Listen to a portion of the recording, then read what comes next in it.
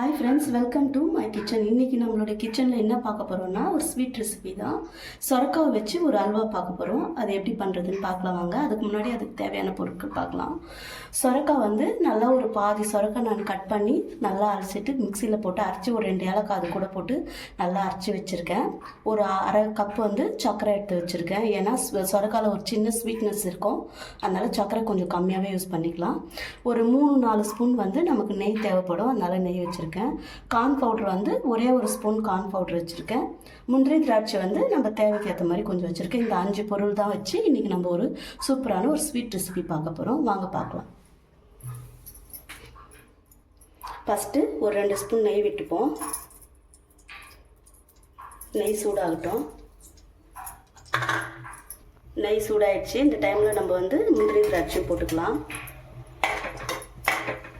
இது கொஞ்சம் நம்ம ரோஸ்ட் பண்ணி எடுத்துப்போம். இந்த அளவுக்கு நல்லா விதைங்கிற வறுத்து வந்துடுச்சு, எடுத்துடலாம். அதே பாத்திரத்துலேயே இப்போ நம்ம அரைச்சி வச்சுருக்கிற இந்த விழுது சேர்த்துப்போம்.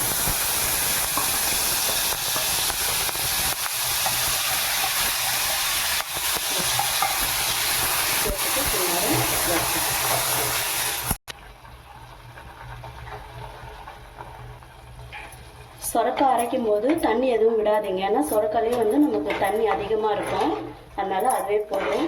இனிமேல் வர்றதெல்லாம் வெயில் காலம் தான். இந்த மாதிரி சொரக்காய் வச்சு இந்த மாதிரி ஒரு புதுசாக டிஷ் செஞ்சு கொடுத்தீங்கன்னா விருப்பமாக சாப்பிடுவாங்க. இங்கே பாருங்கள், இது நம்ம விதக்க அதுலேருந்தே எவ்வளோ தண்ணி வெளியே வருதுன்ட்டு. இப்போ இந்த அளவுக்கு நல்லா விதங்கிடுச்சு. இந்த டைமில் நம்ம வந்து சுகர் ஆட் பண்ணிக்கலாம்.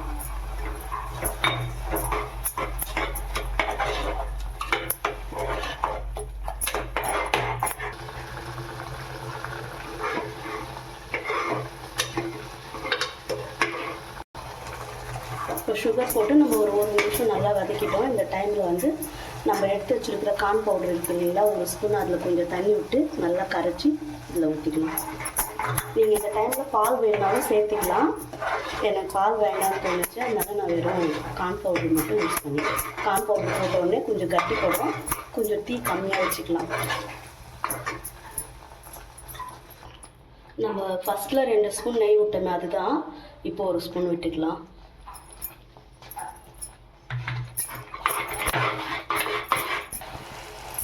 பாருங்க, இந்த அளவு கொஞ்சம் கட்டியாக வந்துருக்கு. இந்த டைமில் இன்னொரு ஸ்பூன் நெய் விட்டுக்கலாம். மொத்தம் நம்ம 3 ஸ்பூன் நெய் விட்டுருக்கோம். இது 4வது ஸ்பூனு. இதுக்கு நம்ம வந்து எந்த ஃபுட் கலருமே ஆட் பண்ணல. நேச்சுரலாக சொரக்காய் என்ன கலரோ அந்த கலரே தான் இது. உங்களுக்கு வேணும்னா ஃபுட் கலர் ஆட் பண்ணிக்கோங்க. அப்படியே கொஞ்சம் கொஞ்சமாக அல்வா பதத்துக்கு வந்துட்டு பாருங்கள். இன்னும் கொஞ்சம் நேரம் தான், ஒரு 2 செகண்ட் இருந்தால் போதும். ஓகே ஃப்ரெண்ட்ஸ், ஃபைனலாக நம்மளோட டிஷ்ஷு வந்து ரெடி ஆகிடுச்சு. இந்த டைமில் வந்து நம்ம முந்திரி திராட்சை வறுத்து வச்சுருக்கோம் இல்லையா, அதை அப்படியே சேர்த்துக்கலாம். இவ்வளோதான், சூப்பரான ஒரு ரெசிபி சூப்பராக ரெடி ஆகிடுச்சு.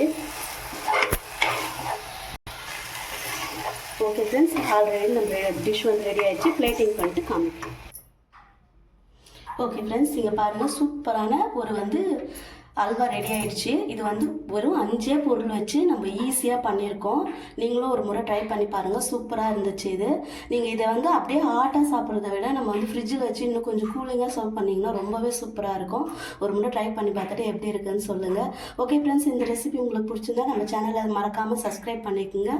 நம்ம பெல் ஐக்கனை வந்து கிளிக் பண்ணிக்கோங்க. அப்போ தான் நான் போடுற வீடியோஸ் உடனே உங்களுக்கு கிடைக்கும். இன்னொரு ரெசிபியோடு நம்ம மீண்டும் உங்களை சந்திக்கிறேன். பாய்.